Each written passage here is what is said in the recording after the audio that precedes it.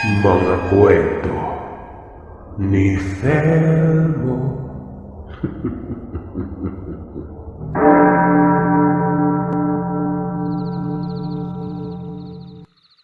Gusto ko sanang isiwalat ito habang nag-uusap kami sa may silid.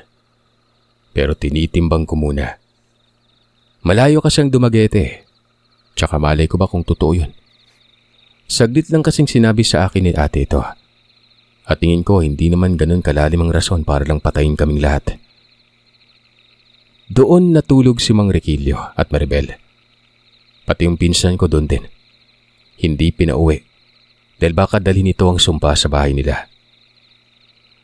Maagang nagising si Mang Requillo. Sinuri ako. Tumatango siya. Pinalakad ako. Pinalabas ng bahay. Pinatakbo pa na para bang baliw. Ako naman takbo ng takbo eh. Dama ko talaga noon na ayos na ako. Gaya ng nabanggit ay wala na akong pananakit ng katawan. Kung iisipin ay malaki dapat ang pinsala. Dumumi ako ng maraming tubig na may kasamang pang-uod eh. Di ba dapat mahina pa ako noon? Dito pa lang, may isip na hindi pang karaniwan na sakit yon. Hanggang sa pagsapit ng tanghali, itong si Andrew habang nasa beranda noon kausap si Maribel, bigla na lang itong naghubad ng damit. Tumakbo ng tumakbo paikot ng bahay. Walang saplot. Kita pa yung maliit nitong, alam niyo na yun. Nagsisisigaw si Maribel. May tama daw kaagad si Andrew. Nagkatakbuhan kami noon gawa ng hinahabol namin ang pinsan ko.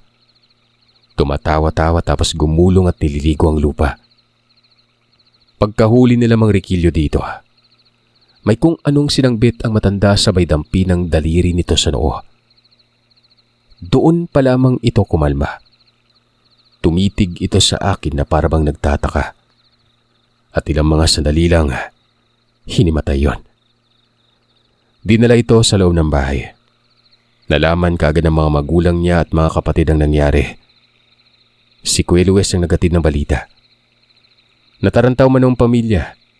Pupuntahan sana ang bahay namin pero inabesuhan ni Kuya. Wag na lang, madadamay pa sila. Tsaka wag mag-alala gawa ng may albularyo sa bahay. May 3 tanod at 1 pulis ang dumating.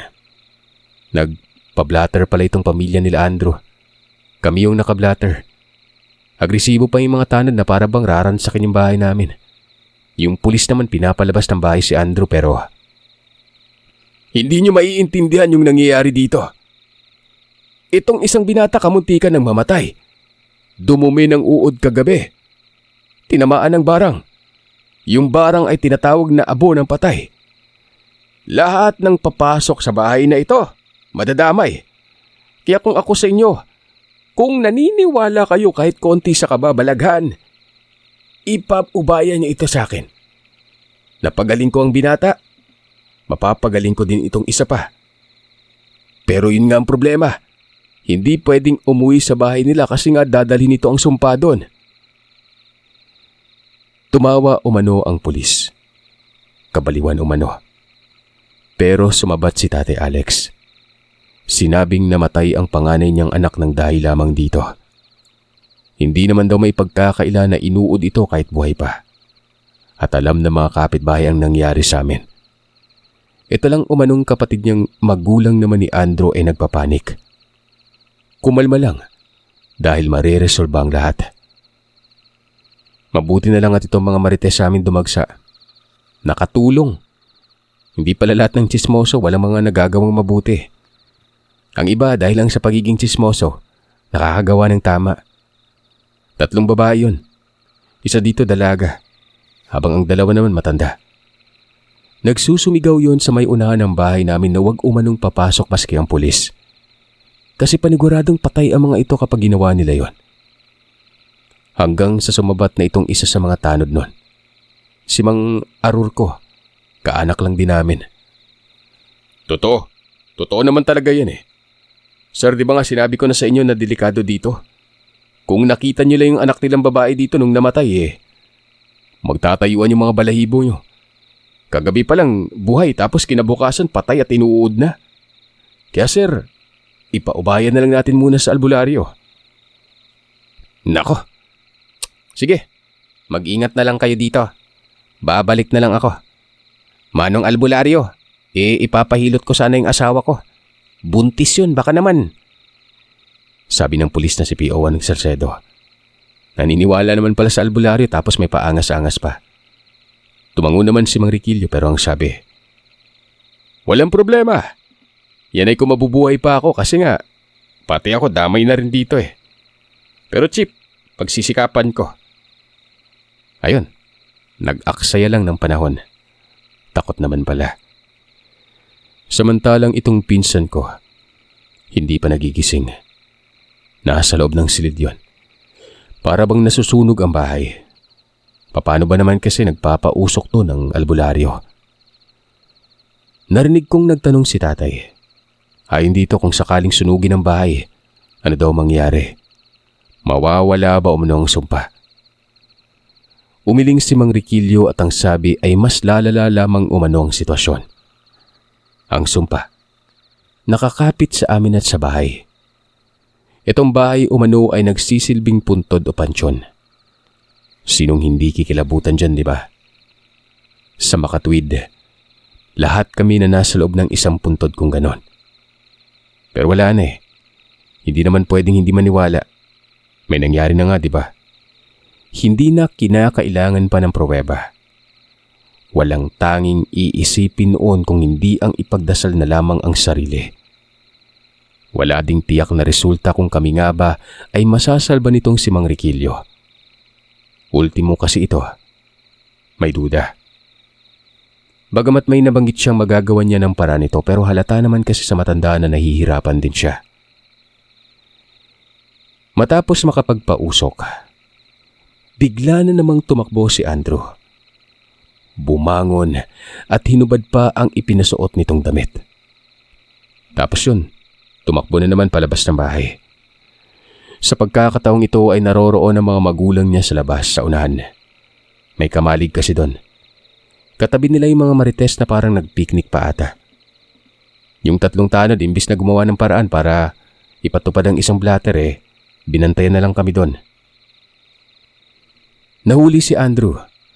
Sa likod naman ito pinausukan. Yun bang kagaya ng ginawa sa amin noon? Pinapagpagan. Medyo tumino. Nagtatanong yun kung anong nangyari sa kanya. Ang nagpaliwanag naman ay si Maribel. Ako sa mga sandaling ito nanonood lang pero syempre, tensyonado. Yun bang walang paghupa? Kabadong kamado. Inabot ito ng gabi, naroroon sa likod ang lahat. Walang tao sa loob ng bahay. Si Mang Riquillo habang pinapahiran ng lana ang katawan ni Andrew. Ito namang si Kuya Luis biglang hinimatay. Natumba na lamang ito sa kinauupuan niya. Nagkasigawan noon. Tinamaan na din si Kuya. Pagkatapos pa nito, si Mary naman. Minuto lang inamagitan. Biglang umiyak si Mary tapos noong sipatin namin ito. Nakadumi na sa saya niya. Nagkakabaliw-baliw na kami noon. Hindi na namin malaman ang gagawin. Ang masigla lamang sa mga puntong ito, ako, si tatay, si Maribel, si Lelet, si nanay at si Mang Riquillo. Parang pinatuyong isda silang tatlo. Pinahiga sa may lantay at pinapausukan. Si Andrew na gumagaling na sa mga sandaling yon. Naroroon din kasama ni Kuya at Mary. Hindi ko napigilang mapaiyak. Kung problema lang ang usapan ay wala nang tatapat sa klase ng problemang ito. Yun ay base lang sa panig namin. Pasado 9:00 ng gabi, matapos kong mapatulog si Lelet, bigla itong umiyak. Pagsilip ko ay sapu ang tiyan niya. Napapanganga ako. Dali-dali kong kinuha ito at nilapag na rin doon sa lantay sa likod. Si nanay ay iyak ng iyak. Kinukulit si Mang Riquillo na pagalingin daw ang mga anak niya. Nasa tabi lang si Nanay Edna. Hinahapuap ang pinakabunso sa amin. Si tatay ay pabalik-balik ng lakad. Hindi napapakali. Pawis na pawis si Mang Riquillo. Si Maribel ay bitbit ang pitsil ng tubig at nag-uusal ng kung ano sabay ihip sa tubig nun. Yung tubig na ito, ipinapainom sa mga tinamaan ng sumpa.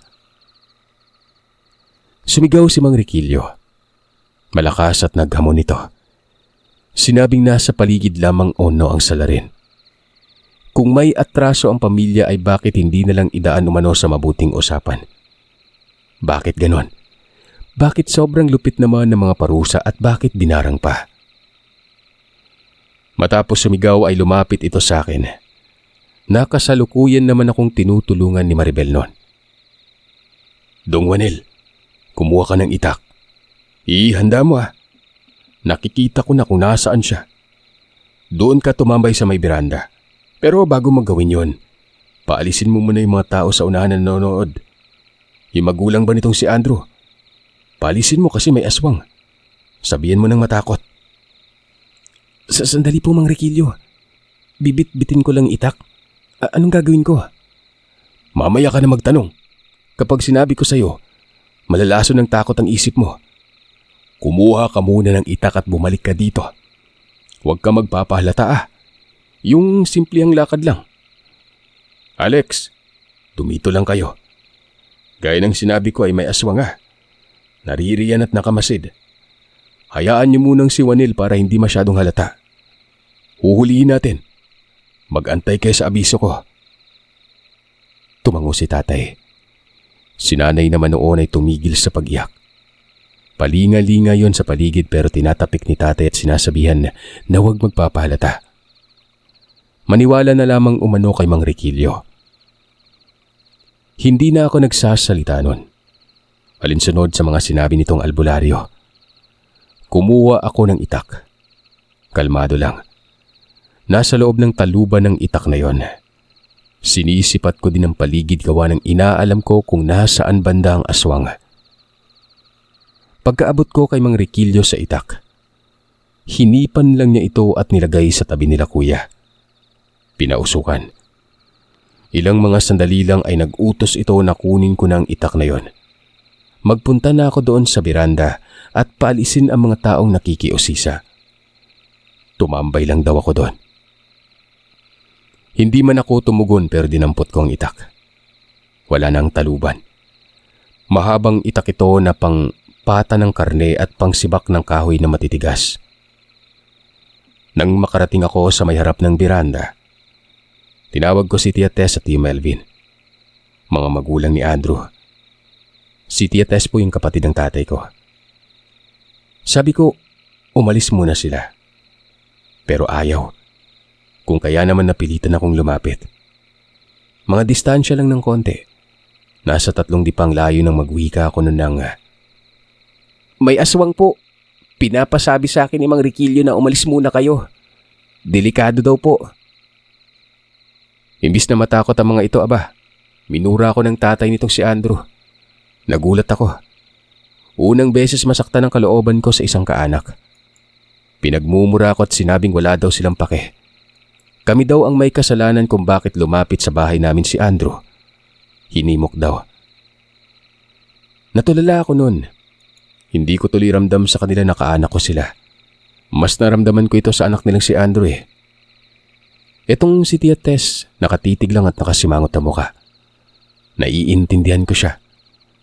Natural lang yung ganun pero wag naman ganun kalala. Na ultimong masasakit na mga salita ay maririnig ko pa mula sa kanila. Kung sa bagay, pinablatter nga naman kami nito. Sila na lang dalawa nun. Yung mga tanod wala Baka umalis at bumalik ito mamaya-maya lang. Yung mga marites wala na rin doon. Itong tinatambayan nilang kamalig bali pinagawa ito ng tatay. Puslitan ng mga kopra. Nung tumalikod ako, may sinabi pa si Tio Melvin. Sana daw ay mamatay na kaming lahat. Dito hindi ko na napigilan ang sarili. Sumabog ang galit ko. Lumapit ako sa mga ito tapos tinitigan ko ng mata sa mata itong si Tio Melvin. Sinabi ko sa kanya na mahahawaan sila ng sumpa dahil lumapit na ako ng gusto. Pati sila'y damay na rin nun. Pero tumawa lamang itong si Tio. Tinulak ako at dinuraan. Sinipa at sinabing kami lang daw ang mamamatay. Napasimangot ang mukha ko. Mabilis pumasok sa isip ko na baka itong hayop na to ang gumagawa ng sumpa. Hindi takot eh. Hindi takot malapitan. Pero malaking tanong sa isip ko na paano magiging sila kung aswang naman yung salarin. Umalis ako. Hindi ako kumibo. Hindi ako bumalik sa likod. Naroroon lamang ako sa beranda. Nakatalikod sa kinaroroonan ng mga magulang ni Andrew.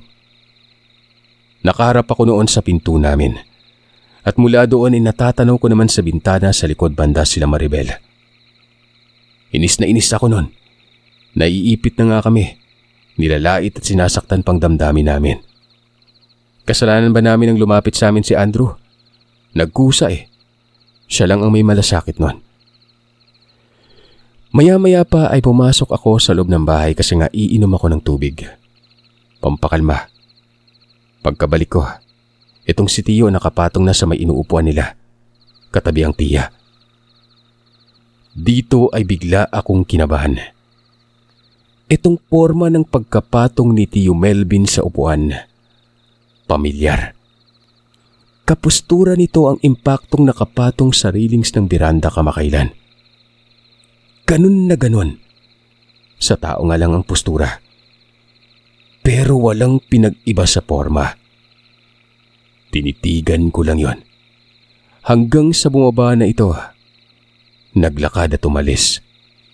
Hindi patungo sa daanan kung hindi sa may kakahuyan. Sa lupain namin na may maraming saging. Ito na naman. Dudang-duda ako noon. Hindi kaya siya ang salarin. Binabalangkas ko ang mga nangyari. Hindi ko mahanapan ng motibo kasi wala kaming kasalanan sa kanila. Wala din namang atraso ito sa amin. Maliban na lang sa hindi talaga kami nagkikibuan. Na parang wala lang. Kapwa tahimik at namumuhay ng payapa. Si Andrew lang naman yung laging pumupunta sa amin tsaka wala namang nabanggit tong si Andrew na masama sa pagitan ng bawat pamilya namin noon. Nakasunod lang ako ng tingin. Naglalakad lang. Palayo ito ng palayo. Hanggang sa naglaho na yon. Iniisip ko na baka doon ito dudumi. Napakawalang modo naman kako. Hanggang sa itong si Maribel ay lumapit. At mahinang sinabi na wag daw akong malilingat. Ayon daw kasi kay Mang Riquillo, nasa paligid ang aswang. At nagdududa ito na papasok ito ng bahay. Nakahanda na si Mang Riquillo sa likod. Nagkukunwari lamang ito para isipin umano ng salarin na wala ang simpatya ng albularyo dito. Tumango lang ako. Tapos nabanggit ko kay Maribel na hindi umalis sa mga magulang ni Andrew. Namura ako at sinipa pa. Mabutit na please lang. Ayon naman kay Maribel, hayaan na lang daw ito. Lumabas ng beranda si Maribel. Dala nito ang santong berhen na may luhang dugo. Bit-bit niya lang yon. Nagtungo ito sa kaliwang parte ng bahay. Doon ito sa may kinaroroonan ng silid ng lahat. Sa kanan kasi noon ang sala, tapos kanan din pabor ang beranda namin. Hanggang sa nagsisisigaw si Andrew Surset. Pumasok ito ng bahay at nagtago sa silid noon. Parang nabaliw na naman ulit. Sinilip ko yon. At dito ay nakita ko itong nakasuksok sa ilalim ng higaan ni Ate Sasa. Tinanong ko kung anong problema. Pero hindi naman ito nagsasalita. Napakalikot ng kanyang mga mata. Tinawag ko si Mang Riquillo pero si Tatay ang tumugon. Huwag daw ako maingay. Pumasok ng bahay si Tatay. Pinapabalik ako sa beranda. Siya na umano ang bahala kay Andrew. Pagkasilip ko sa kanila sa may likod, si Nanay ay nakikita kong nakahiga na sa lantay. Sumusuka. May tama na rin ang sumpa. Sinong hindi mababaliw sa ganito? Mauubos kaming lahat doon. Sana'y walang mangyari kay Mang Riquillo gawa ng ito lang naman na makakaresolba ng problema. Wala sa likod si Mang Riquillo. Nagpalinga-linga ako pero wala talaga. Pero hindi ko na pinagtuunan ng pansin yon. Baka umalis at babalik din kagad. Saglit muna akong tumitig kay tatay bago pa magtungo sa beranda. Nakikita kong nakasimangot ang mukha niya. Hindi dahil sa tensyon, kung hindi parang may dinadaing sa katawan. Habang hinihila niya si Andrew sa ilalim ng higaan, naririnig ko ang paghangos ng tatay ng pagkalalim nun. Kumpirmado. May tama na rin ito. Mabilis pa sa ipidimbi ang sumpang ito. Sa lahat ng narinig kong kwentong barang, kulam at kung ano-ano pang padaot. Sa tingin ko itong karanasan namin noon ang pinakamabilis na tama. Napakabilis ng bisa. Ganoon siguro kalakas ang barang sa abo ng tao. Hinayaan ko si tatay. Dadagdag lang kasi sa bigat ng saloobin ko. Nung nasa beranda na ako noon, dito ay tinawag ako ni Maribel. Mahina lang. Nasa gilid siya ng bahay namin, sa madilim na bahagi. Ang sabi ay nasa itaas daw ng berandang nilalang. Hindi ako nakagalaw. Dahan-dahan akong kumakabig sa gilid ng beranda. Kasabay naman ito ang dahan-dahan ding pag-angat ng mga mata ko. Paniwalaan niyo man ako o hindi, naroroon ang aswang. Nakatingala sa maliit na buwan. May naririnig akong boses dito. Parang nagmumuni-muni at gasgas ang boses na yon.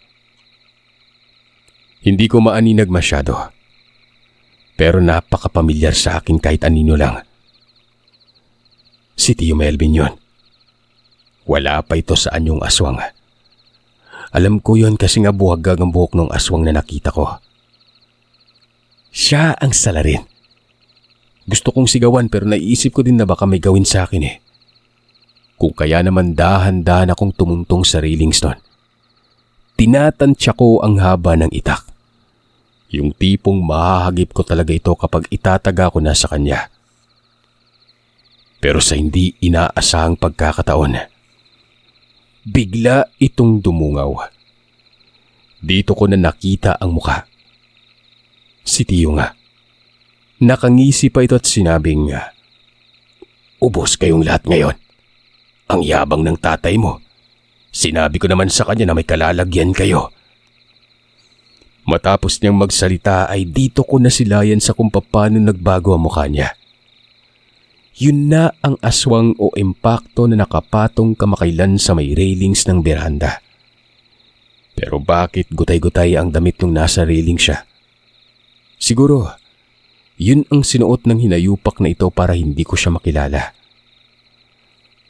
Walang ano-anong tinaga ko ng itak. Pero yero lang ang tinamaan ko nun. Lumundag yon sa may gilid ng bahay, na kung saan naman ito na ang kinaroroonan ni Maribel. Sumigaw si Maribel. Hindi ko alam kung ano na ang nangyari gawa ng napakadilim. Tinungo ko na lang. Nakita ko si Maribel na habang hawak ang ribulto. Nakatutok ito sa aswang.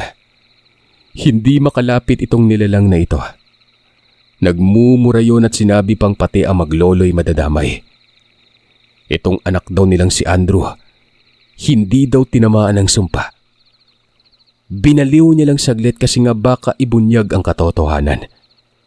Ibunyag ang lahat ng hindi pa daw kami tinatamaan lahat ng sumpa nun. Baka maudlot lahat ng pinaghirapan niya.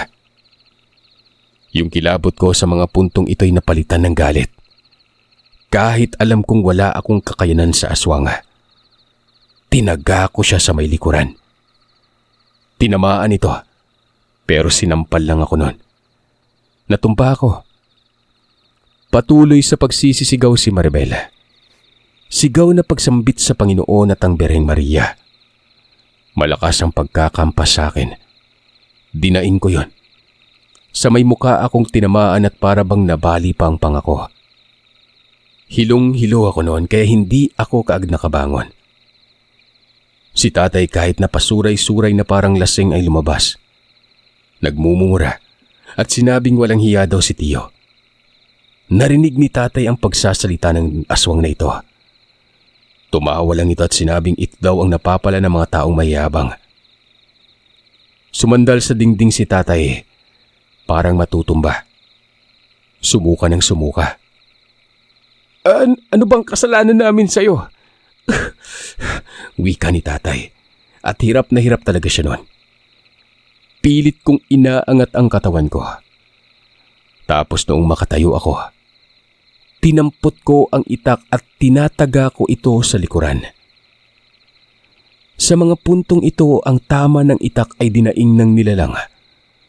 Umatungal at kitang-kita ko ang pagkabig nito patungo sa kakahuyan. Hindi ko alam pero biglang lumabas doon sa kakahuyan si Mang Riquillo. Hinarangan niya o sinalubong ang nilalang. Nakaduro ang kamay sa mukha nito habang nag-uusal ng kung anong dasal na hindi ko maintindihan. Kanina ko pa alam na ikaw yung aswang na may gawa ng sumpa dito. Kala mo ba tatablan kami ng apo ko? Pinapalabas ko lang na nahihirapan ako para naman masiyahan ka. Para isipin mong mahina ako.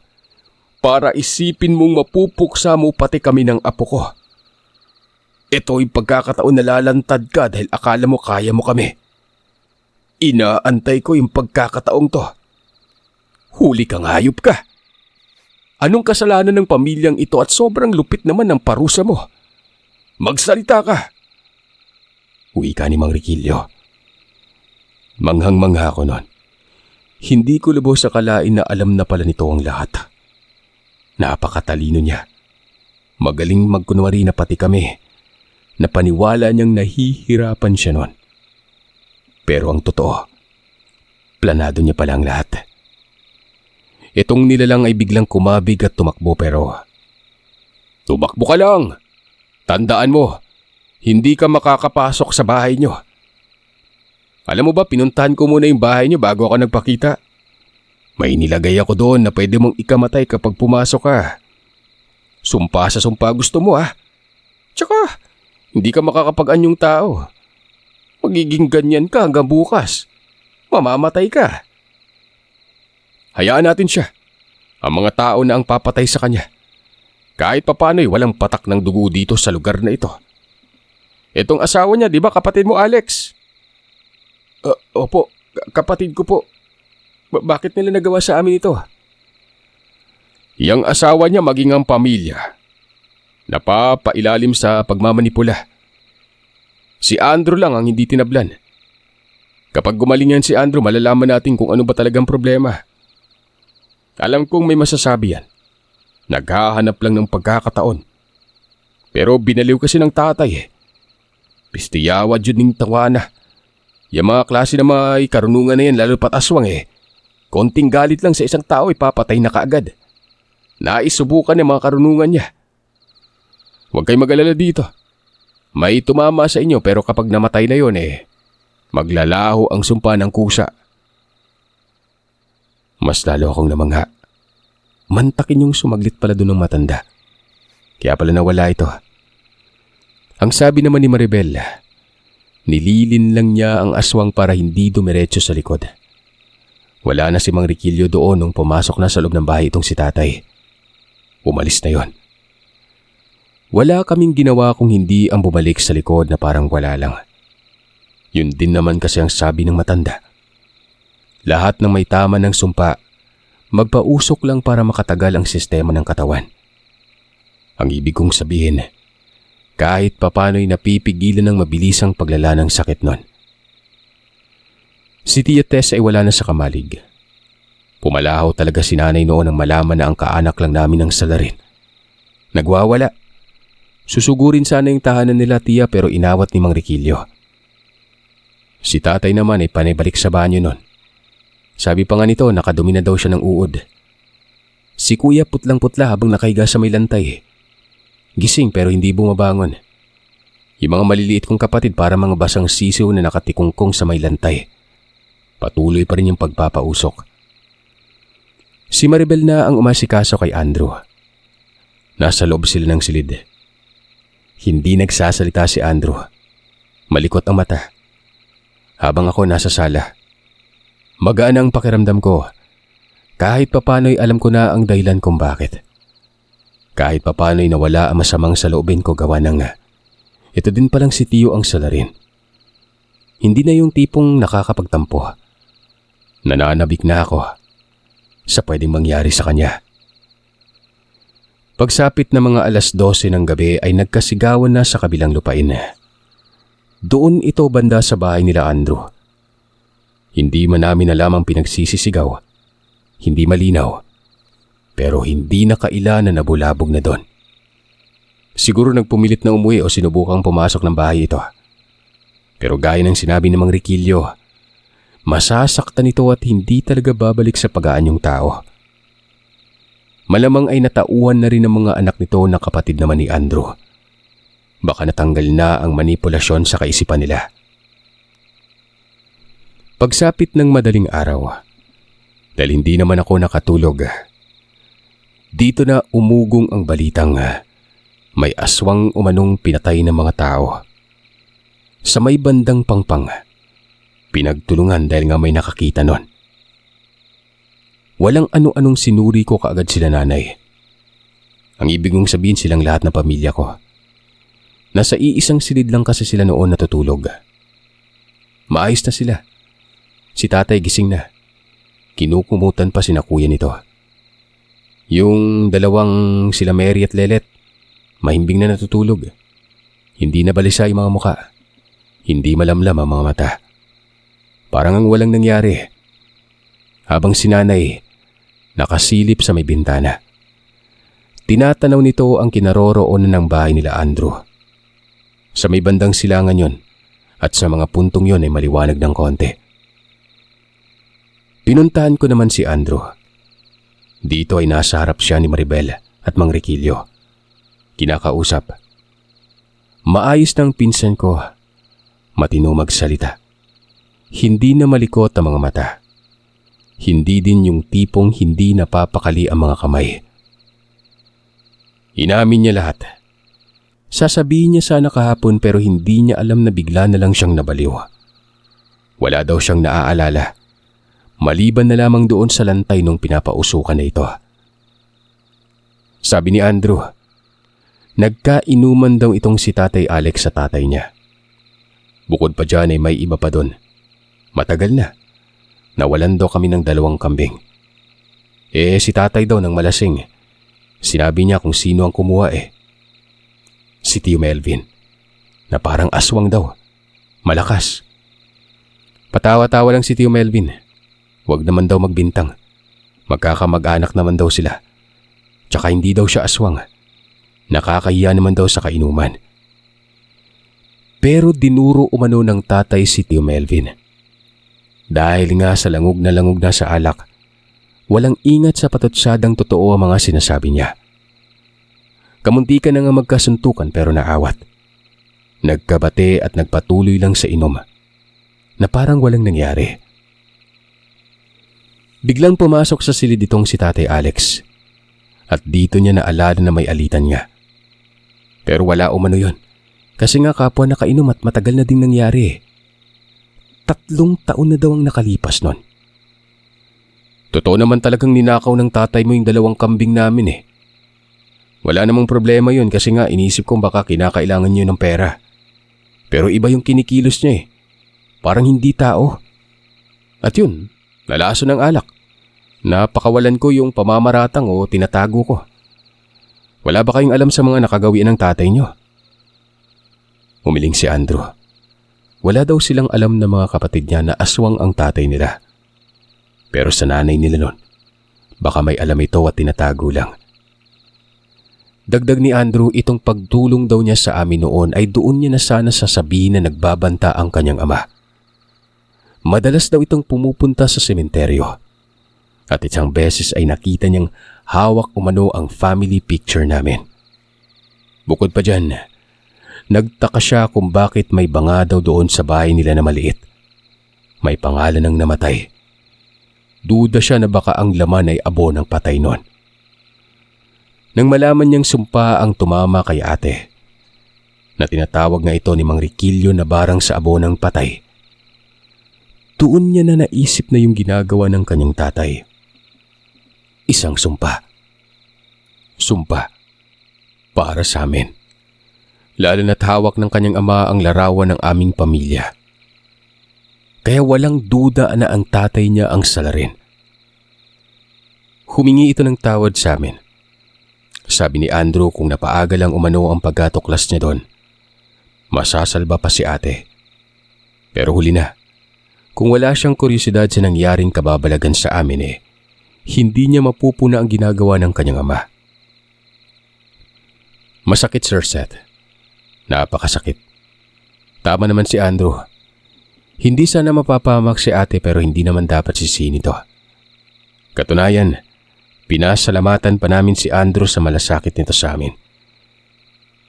Hindi na namin siya pinauwi. Lalo na noong makilala na ang aswang ay tiyo.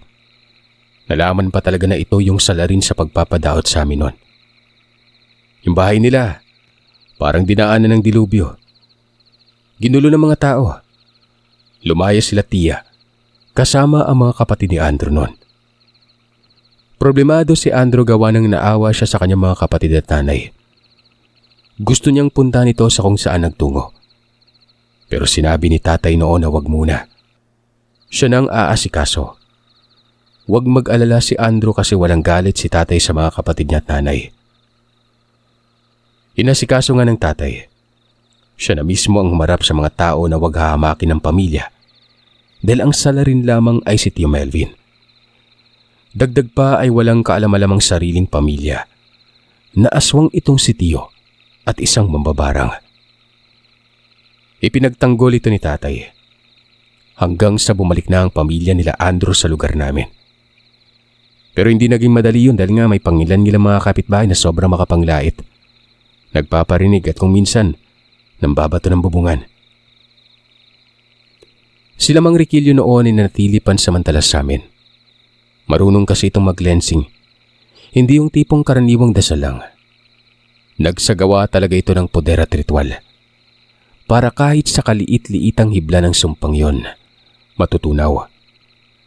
Bagamat nawala na ito nung namatay ang salarin. Pero ang isang sumpa, nakakatawag pansin umano sa mga elemento. Baka pamahayan talaga ng masasamang elemento ang bahay nun. Nilinis talaga ni Mang Riquillo at baka may ibang malas na namang dumating sa buhay namin. Si Andrew parang nahihiyang lumabas Alam niya namang pati siya tatamaan talaga ng mga marites nun. Pero katagalan, nagsawa na rin mga tsismoso. Alam niyo, mapagbiro ang tadhana. Nagkatuluyan kasi kami ni Maribel. Hindi ko alam pero nagkaroon na lang kami ng spark. Tapos nung nag-aaral na ako sa kolehiyo, nagkataon pa talaga nag-aaral na din ito. Madalas kami magkita hanggang sa yon. Nagkamabutihan at sa huli naging kami. Sa katunayan, katulong ko siya sa pagsusulat na ito. Kasi nga baka magkamali ako sa mga proseso na isinigawa nila nun Kaya nakahanay talaga yung pamamaraan ni Mang Riquillo. Maging ang mga sinabi ng matanda nun. Lahat ng pangyaring ito ay hindi ko makakalimutan, Sir Seth. Nakatatak pa rin sa akin ngayon kung paano kami ginambala ng isang sumpa na galing sa abo ng patay.